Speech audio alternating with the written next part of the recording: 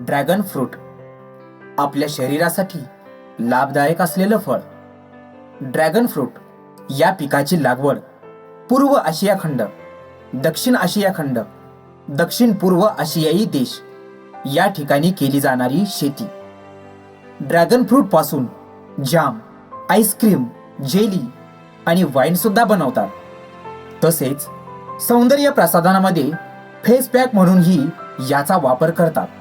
विशेषतः या पिकाची लागवड Thailand, Taiwan, Malaysia, Vietnam, Sri Lanka, Philippines, Indonesia या देशात होते.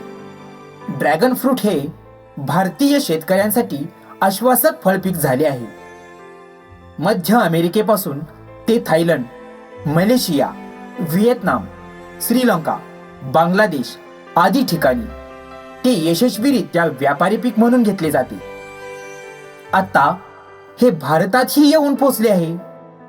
तरी या पिकाची लागवड कशा प्रकारे केली जाते याबाबत अत्यंत महत्त्वाची माहिती येथे ड्रॅगन फ्रूट अँड नर्सरी देत आहे.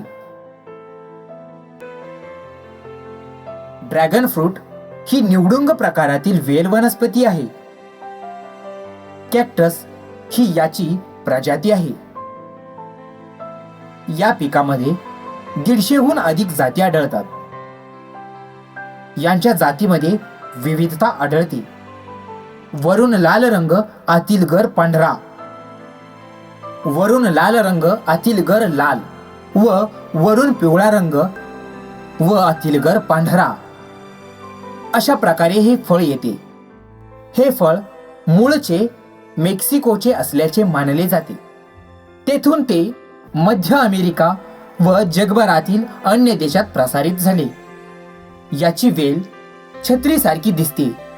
याला द्राक्षांप्रमाणे आधाराची गरज असते.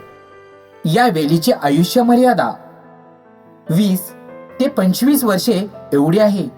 भारतामध्ये महाराष्ट्र राज्यात सोलापूर जिल्ह्यामध्ये सांगोला तालुक्यात असलेलं बामणी हे गाव अगदी पंढरपूर पासून 25 किलोमीटरच्या अंतरावर असलेले हे गाव. या ठिकाणी 2011 मध्ये या पिकाची यशस्वीरित्या लागवड करण्यात आली. ते फक्त अनिल साळुंखे या व्यक्तीमुळे.